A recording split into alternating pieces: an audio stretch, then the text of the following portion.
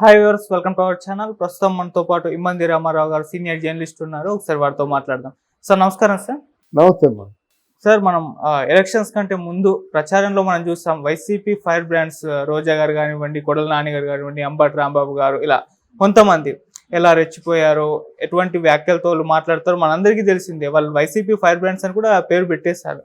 అయితే ఎలక్షన్స్ తర్వాత వాళ్ళంతా కూడా సైలెంట్ అయిపోయారు, కామ్ అయిపోయారు, అసలు కనబడట్లేదు, ఎక్కడ వార్తల్లో కూడా వాళ్ళ గురించి ప్రస్తావన రావట్లేదు అని చెప్పేసి న్యూస్లు రావడం చూస్తున్నాం. ఏమైందంటారు సార్? ఎందుకు వాళ్ళు సైలెంట్ అయిపోయారు? వీళ్ళందరూ ఫైర్ బ్రాండ్స్ కాదండి, తుస్సు మొన్న మతాబాలు అయిపోయామాట. కొన్ని లక్ష్మీ బాంబు అనుకుంటాం, ఇంకేదో పెద్ద బాంబులు ఉంటాయి కదా, అది వెలిగించాక చాలా దూరంగా పారిపోతాం, తుస్సు మంటదన్నమాట. ఈ మొత్తానికి ఏంటంటే ఈ ఫైర్ బ్రాండ్లు అనిపించుకున్న బ్రాండ్లన్నీ ఎలక్షన్ ముందే తుస్సు మనిపోయాయి. ఇక్కడ వీళ్ళందరూ కూడా జగన్ చేతిలో బలి పశువులు అయిపోయారు. ఫైర్ బ్రాండ్స్ అందరూ జగన్ చేతిలో బలి పశువులు అయిపోయారు. అంటే ఎవరు ఏ మంత్రి ఏ శాఖ నిర్వహిస్తున్నప్పుడు కూడా ఆ శాఖ తాలూకు విలువలు కానీ, ఆ శాఖలో ఉన్నటువంటి సమస్యాత్మకమైనటువంటి వనరులు చేకూర్చకపోవడం కానీ, ఇదేదీ లేకుండా అది అప్పుడు అసెంబ్లీ జరిగినప్పుడు కానీ, అసెంబ్లీ లేనప్పుడు కానీ చంద్రబాబు నాయుడు మాట్లాడితే చంద్రబాబు నాయుడు ఇంక ఎంత మాట పడితే అంత మాట అనేయడమే. చంద్రబాబు నాయుడు అన్న పెద్ద మాట ఏంటంటే భువనేశ్వరి కోసం నింద వేయడం చరిత్ర క్షమించదు. రాజకీయంగా పోటాడండి. భువనేశ్వరి ఏం చేసిందండి? ఇకపోయినట్టయితే అక్కడ ఒక మహిళ తెలుగుదేశం పార్టీలోంచి వచ్చింది, ఇక్కడ చేరావు, ఏదో నీ బ్రతుకు తెరువు కోసం చేరావు, బాగానే ఉంది. తెలుగుదేశం పార్టీలో నువ్వేమీ సంపాదించుకోలేకపోయావు, వైసీపీ పార్టీలో సంపాదించుకున్నావు. ఎంత సంపాదించుకున్నావు అంటే జర్నలిస్టులే అంటున్నారు, నీ అనుచరులు అంటున్నారు, 1-2 కోట్ల పైగా సంపాదించుకున్నానని నువ్వే అంటే నువ్వు దాని ఇది మన అఫిడవిట్లో 100 కోట్లు అంటున్నావు. ఒక్కసారి ఎలాగ 100 కోట్లు వచ్చాయో తెలీదు. ఒక్కసారి ₹1,00,00,000 వాల్యూ చేసిన 10 కార్లు ఎలాగ వచ్చాయో తెలీదు. ఒక్కసారి హైదరాబాద్ పరిసర ప్రాంతాల్లో ఉన్న 12 విల్లాలు ఎలాగున్నాయో తెలీదు. ఒక్కసారి ₹40 కోట్ల పలానా అంటే వాళ్ళకి విరోధులు. జగన్మోహన్ రెడ్డికి విరోధి ఎవరు? రామోజీరావు గారు. వాళ్ళ మార్గదర్శిలో నువ్వు సిట్ చేస్తావా? అంటే అక్కడ ఆత్మవంచన చేసుకుంటున్నట్టే కదా. తమ్ముడే పేకాడే కదా. డబ్బులు జగన్మోహన్ రెడ్డి నుంచి వచ్చినా సరే ఆ డబ్బులు దాచుకుని జగన్మోహన్ రెడ్డి కంపెనీలో కాదు కదా, అక్కడ రామోజీ కంపెనీలో అంటే దాచుకొని నువ్వు డబుల్ టంగర్ అయిపోయి 2 నాలుకల ధోరణి ఉన్నదానికి అప్పుడే అయిపోయావు. ఇప్పుడు నీ కొడుకు 1.5 కారు, వారం యాత్రికులను తీసుకెళ్ళిపోయి యాత్రికులతో డబ్బు కలెక్ట్ చేయడం, లక్షలు కొన్ని. అంటే ఇవన్నీ చేస్తే ఆ ప్రజలు కళ్ళు మూసుకొని అనుకుంటారా? పైగా వాళ్ళ కళ్ళ ముందు నిలబడడానికి కూడా అర్హత లేదండి. చంద్రబాబు నాయుడు కాళ్ళ ముందు నిలబడే అర్హత లేదు. ఇప్పుడు చంద్రబాబు నాయుడు అర్హత ఎక్కడుందండి? పోయినట్టయితే పవన్ కళ్యాణ్ దగ్గర ఏమాత్రం నువ్వు చెప్పు, ఒక్కసారి కనుసైగ చేస్తే మొత్తం తునకలు అయిపోతావు అన్నమాట. ఒక్కసారి కనుసైగ చేస్తే నువ్వు చూస్తే ఒక నగరిలో ఉన్నటువంటి నీ స్థానాన్ని చూసుకొని నీ వెనకేమో మీ అన్నయ్య, మీ 2 అన్నయ్యలు, వాళ్ళ వెనుకున్న రౌడీలు, నీ భర్త, వీళ్ళందరినీ దగ్గర పెట్టుకొని వీళ్ళ చేతేమో మంత్రి పదవులు చేయిస్తావా? మంత్రి తాలూకు కార్యక్రమాలేమో ఈ నలుగురు నిర్వహించేలాగా చూస్తావా? అందుకే ఈరోజు సమాధానం చెప్పుకున్నావు. మళ్ళీ నువ్వు నోరెత్తినట్టయితే నోటి మీద వాతలేస్తారు ప్రజలు. నువ్వు చెప్పింది ఏదైనా ఒకటైనా నిజం ఉందా? అన్ని అబద్ధాలు చెప్పుకొని చివరికి ఆ పవిత్రమైన వెంకటేశ్వరుడు కాళ్ళ దగ్గర ఉన్నటువంటి వ్యక్తి నువ్వు అన్ని అబద్ధాలు ఆడతావా? ఆ అబద్ధాలకి మూల్యం చెల్లించుకుంటుంది రోజా. ఇకపోయినట్టయితే ఇక్కడికి వచ్చినట్టయితే కొడాలి నాని ఆవిడకి తెలుగుదేశం భిక్ష పెట్టింది, ఈ కొడాలి నాని కూడా తెలుగుదేశం భిక్ష పెట్టింది. కొడాలి నాని ఈయన ఒక బ్లాక్మెయిల్ చేస్తూ ఎవరిని? జూనియర్ ఎన్టీఆర్. నేను ఎంత చెబితే అంతే. పొరపాటు నా జూనియర్ ఎన్టీఆర్ కూడా ఒక ఇంటర్వ్యూలో చెప్పాడు, నీకు ప్రాణ స్నేహితుడు ఎవరంటే కొడాలి నాని పేరు చెప్పారు. ఇంకేముంది కాకల కార్యంగా అందరుగులు ఎత్తిచ్చారని కన్ను మిన్ను గానకుండా ఎంత దౌర్జన్యం చేశారంటే ప్రభుత్వం తాలూకు మున్సిపల్ కార్పొరేషన్ బంగ్లాని అనఫిషియల్గా వాడుకున్నాడు, కనీసం సమాధానం ఇవ్వకుండా. అంటే ఏమిటి, నేనే రాజు నేనే మంత్రి అనేటువంటి పద్ధతుల్లో ఎవరెవరిని ఎంతెంతగా తిట్టాడో ప్రజలందరూ చూస్తున్నారండి. ఇప్పుడు నువ్వు మాట్లాడగలవా? నీ పక్కన ఎవరైనా ఉంటారా? ఈ అనకూడదని గుడివాడలో నన్ను గెలిచే మగాడెవడున్నా అన్నారు. మరి రామారావు వచ్చాడు కదా, రాము గెలిచాడు కదా. ఇప్పుడు సమాధానం ఏం చెప్తావు నువ్వు? ఎన్నికలు సజావుగా జరగలేదని మీ తాలూకు గురువు గారు జగన్మోహన్ రెడ్డి ఏం చెప్పారు అదే చెప్తావు, అంతకని ఇంకో మార్గం లేదు.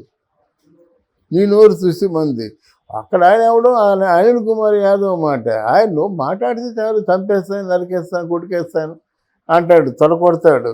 అదేంటంటే చివరికి నోటిపారుదల శాఖ అని మంత్రి అని పేరు పెట్టారు. నీటిపారుదల శాఖ కాదు. అసెంబ్లీకి వెళ్ళో చెప్పాడు 1921 డిసెంబర్లోగా పోలవరం పూర్తి చేస్తా ఉన్నాడు. ఆ మాట అనేసరికి 72% పూర్తయి ఉంది. తెలుగుదేశం చంద్రబాబు నాయుడు పూర్తి చేస్తే ఆయన కలిసి మాట అన్నందుకు ఒక 1% కూడా పూర్తి కాలేదు. ఇప్పుడు ఇలాంటి బోగస్ కబుర్లు చెప్తే అందుకే ఆయన్ని బొమ్మల కంటే పొగ పెట్టి అన్నాసరావుపేటలో పెట్టాడు. మంది అంటే మామూలు కాదు, బలి పశువు చేసినట్టు చేశాడనమాట. ఇకపోయినట్టయితే పేరు నానే ఎంతైనా సరే నీకు స్వార్థం ఉండొచ్చు, ఎంతైనా అడుక్కొని తినవచ్చు, అంతగా పూర్తిగా నువ్వు అమ్ముడుపోవాలా? నీ వ్యక్తిగతమైన జీవితం కోసం మచిలీపట్నంలో అందరూ చేస్తారు. ఇక ముందు నువ్వు నిల్చున్నా సరే నీకెవరు ఓట్లేయరు. ఏదో ఫ్యామిలీని పట్టించుకుంటాడని కొడుకు అంటే పేరుని కృష్ణమూర్తి అంటే పేరుని నాని వాళ్ళ ఫాదర్ అన్నమాట. ఆయన మొత్తం అందరికీ అందరికీ తలలో నాలుగులాగా ఉండేవాడు, అందరికీ మంచి చేసేవాడు అన్నమాట. అటువంటి దేవుడికి ఎందుకు ఇట్లాంటి దుష్టుడు పుట్టాడో అసలు మచిలీపట్నంలో పూర్తిగా వ్యతిరేకం అయిపోయారు అన్నమాట. మచిలీపట్నం అందులో బాగా అందరూ కూడా నమ్మేసింది ఎవరినంటే మనస్ఫూర్తిగా పవన్ కళ్యాణ్ నమ్మారు. పవన్ కళ్యాణ్ మన అంటే ఎమ్మెల్యేని తెచ్చుకుంటాడు, ఎంపీని తెచ్చుకుంటాడు. అక్కడ పవన్ కళ్యాణ్ నించున్నాడంటే చాలు అలాగా.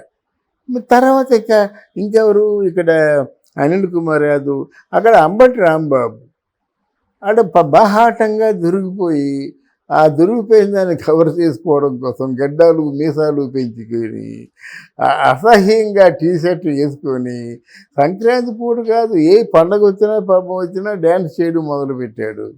ఆయన సత్యనపల్లిలో ఆయన చూసి అసలు ఏమీ నీకు అసలు ఎవరు కదలరే మాట, ఆయనకి వాల్యూ లేదు. మొన్నటి వరకు వాల్యూ లేదు. మొన్న ఏమైపోయింది మందమాట. సత్యనపల్లిలో చాలా ఘోరంగా ఓడిపోతాడు. ఎవరు? అంబటి రాంబాబు మాట. ఇలాగే విడుదల రజని మొత్తం 5 సంవత్సరాల్లో కట్టిన చీర కట్టకుండా బ్రహ్మాండంగా ఉండి అక్కడ మన జగన్మోహన్ రెడ్డి తాలూకు దాన్ని ఏమంటారు దర్బార్లో సజ్జల రామకృష్ణారెడ్డికి ఎలాగైతే ప్రవేశం ఉందో సజ్జల రామకృష్ణారెడ్డి గారి ద్వారా విడుదల రజని గారికి కూడా ప్రవేశం ఉంది. అంటే అతి సన్నిహితంగా ఉండేటువంటి వ్యక్తుల్లో ఒకరు. తర్వాత ఏమైంది, బాగా 5 సంవత్సరాలు గ్లామర్ క్వీన్ లాగా మెయింటైన్ చేసింది. 5వ సంవత్సరం తీసుకొచ్చి స్థానభ్రంశం చేశారు.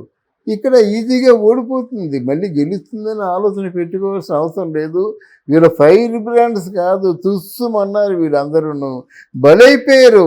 ఇక ముందు రాజకీయాలకు పనికి రాకుండా అయిపోయారు అన్నమాట. ఇక ముందు జగన్మోహన్ రెడ్డి దగ్గర కూడా రాజకీయాల్ని వెతుక్కుంటూ జగన్మోహన్ రెడ్డికి అనుచరులుగా ఎవరు ఉండరు. ఎందుకంటే ఆయన దగ్గరికి వచ్చిన వాళ్ళందరినీ తిట్టమంటారు, తిడితేనే డబ్బులు ఇస్తూ ఉంటాడు, తిడితేనే పనులు చేస్తూ ఉంటాడు. ఎవరైనా గట్టిగా తిట్టినట్టయితే దగ్గరికి పిలుస్తాడు, పిలిచి ఏదో నీకేం కావాలయ్యా, ఏం చేస్తున్నావా అని చెప్పి ఏదో కుక్కకి బిస్కెట్లు పడేసినట్టు పడేస్తాడు అంతే. ఇక ముందు రాజకీయాలు నడిపేవారు మాత్రం జగన్మోహన్ రెడ్డి దగ్గరికి వెళ్ళారు. అది అంటే సార్ ఎలక్షన్ రిజల్ట్స్ వచ్చేంత వరకే వీళ్ళు సైలెంట్గా ఉన్నారేమో, వచ్చిన తర్వాత మళ్ళీ ఒకవేళ వాళ్ళ ఫేవర్లో ఉంటుందో లేదో తెలియదు, ఒకవేళ ఉంటే ఆ తర్వాత రెచ్చిపోతారేమో, ఆ తర్వాత విమర్శలు గట్టిగా చేస్తారేమో అని చెప్పేసి లేదండి, మీకు ఉంటే రెచ్చిపోతారేమో కాదండి. ఇక జగన్మోహన్ రెడ్డి మళ్ళీ వచ్చే అవకాశాలు చాలా తక్కువ. ఉమ్, జగన్మోహన్ రెడ్డి వచ్చేప్పుడు జగన్మోహన్ రెడ్డిని ఖచ్చితంగా శిక్షించాలి. జైలుకి వెళ్తే మళ్ళీ ఎలా వస్తాడు? జైలుకి వెళ్ళాలి, మోర్ ఆర్ లెస్ వెళ్ళాలి. అక్కడ మోదీ గారి చేతిలో ఉంది, అమిత్ షా చేతిలో ఉంది. దాన్ని వన్స్ పని చేశారంటే ఇప్పుడు ఇంతమంది పెద్ద ప్రగల్భాలు పలికిన కవిత వస్తుందా? ఎక్కడుంది? తీహారీ జైల్లో ఉంది. అలాగే ఒక్కసారి కోర్టుకి జైలుకి హ్యాండ్ ఓవర్ చేసిన తర్వాత మళ్ళీ రావడం కష్టం. మళ్ళీ జగన్ మెయింటైన్ చేసేలాగా బలగాన్ని మెయింటైన్ చేయడం భారతీయ తరం కాదు. ఎవరు మట్టుకు వాళ్ళే గొప్ప వాళ్ళు అనుకుంటారన్నమాట. Next ఎవడున్నాడు alternative? బొజ్జ ఉన్నాడు. బొజ్జ మంచి స్పీకర్ కాదు. ఆయనకి ఏదో ఒక ఉత్తరాంధ్రంతా ఆయన కనుసన్నల్లో ఉన్నప్పుడు కూడా ఒక జనాల్ని ఆకట్టుకునే స్పీకర్ కాదు. ఒకవేళ కామెడీగా మిగిలిపోతాడు అన్నమాట. ఇంకెవరున్నారు? వైఎస్ఆర్సీపీలు ఎవరున్నారండి? ఒకవేళ సజ్జల రామకృష్ణారెడ్డి మాట్లాడినట్టు దాన్ని ఎవడు ఖాతరు చేయడు. అంతకుముందు జర్నలిస్ట్గా ఉండేవాడు. ఆ భార్గవ రెడ్డి మీడియాకి ఏదో చీఫ్ ఇన్ఛార్జిగా ఉంటున్నాడు. అంతే తప్ప అంతకంటే ఏముందో చెప్పండి? ఎవరు లేరు, సమర్థులు ఎవరు లేరు. ఇకపోయినట్టే ప్రాక్టికల్గా మీకు ఈవిడ మంచి స్పీకరు. ఎవరు? షర్మిల గారు మంచి స్పీకరు, మంచి లీడర్ అన్నమాట. మరి చూడాలి ఫ్యూచర్లో ఎలా ఉంటుందో. అందుకని వీళ్ళు మాత్రం ఓడిపోవడం ఖాయం. చంద్రబాబు గారు అంటే లోకేష్ గారు చూసుకుంటే రెడ్ బుక్ లో పేర్లు రాసుకుంటూ ఉంటారు కదా చాలా మంది. ఎర్ర బుక్ అని ఒక పేరు పెట్టారు. ఎర్ర బుక్. అవును, అంటే మళ్ళీ అధికారంలోకి వచ్చిన తర్వాత వాళ్ళందరినీ పైన కక్ష తీర్చుకుంటారా అని చెప్పేసి క్వశ్చన్ కూడా ఒకటి రైజ్ అయింది. వాళ్ళు చాలా మంది వీళ్ళ పేర్లు కూడా ఉండడం చూస్తున్నాం. మీ ఒపీనియన్ సార్ దానిపైన? ఆ మాట అనడం చాలా పొరపాటు అండి. ఏ రాజకీయ నాయకుడు బయటకు వస్తే మిమ్మల్ని అందరినీ అంత చూస్తానండి, ఇదిగో ఎర్ర బుక్ ఎర్ర బుక్ కాకపోతే పచ్చ బుక్ పెట్టుకో, మాకే అది కాదు కదా. ఆ మాట అనడం లోకేష్ తప్పు చేసినట్టే. అంటే ఈ సంకేతాలు మనలాంటి వాళ్ళకి ఎలా వస్తాయంటే, అందరినీ తొక్కేస్తాను, అందరూ వచ్చి చూస్తారంటే, అంటే నువ్వు హోమ్ కూరుకుంటున్నావా? నెక్స్ట్ మీ నాన్న ముఖ్యమంత్రి అయితే నువ్వు హోమ్ కోరుకుంటున్నావా? అసలు ఎర్ర బుక్కులు ఎందుకు? మనసులో ఉంటే చాలదా? మీరు అంతగా గాయపడినప్పుడు బుక్తో పనే ఉంది. ఎర్ర బుక్కులు ఉంటే మనకి ఎక్కువ పవర్ వచ్చేస్తుందా? నీకు ఎక్కువ శక్తి వచ్చేస్తుందా? నీకు ఏ మినిస్ట్రీ అప్పచెప్పారో ఆ మినిస్ట్రీలో నీకేవో విలువలు ఉంటాయి. నీ విలువలు కూడా అక్కడ లాజికల్గా సైంటిఫిక్గా పోవాలి. కనుక ఆ మాట మాత్రం నేను ఆయనతో ఏకీభవించను. కానీ డెఫినెట్గా ఎవరైనా అన్యాయంగా అక్రమంగా ఒక భారీ ఎత్తున దోపిడీ చేసి తిరగబడ్డారంటే మాత్రం తప్పదు. రాజకీయాల్లో వాళ్ళు చంద్రబాబు నాయుడిని ఇంత 44 సంవత్సరాల అనుభవం ఉన్నవాడిని 53 రోజులు జైల్లో పెట్టారు కదా. తప్పదు, ఇలాంటి రాజకీయాలు మారాయి. ఎవరెవరి పగా ప్రతీకారాలు కక్షలు తీర్చుకుంటేది రాజకీయం అనిపించుకోదు. నేను దాన్ని సమర్థించను.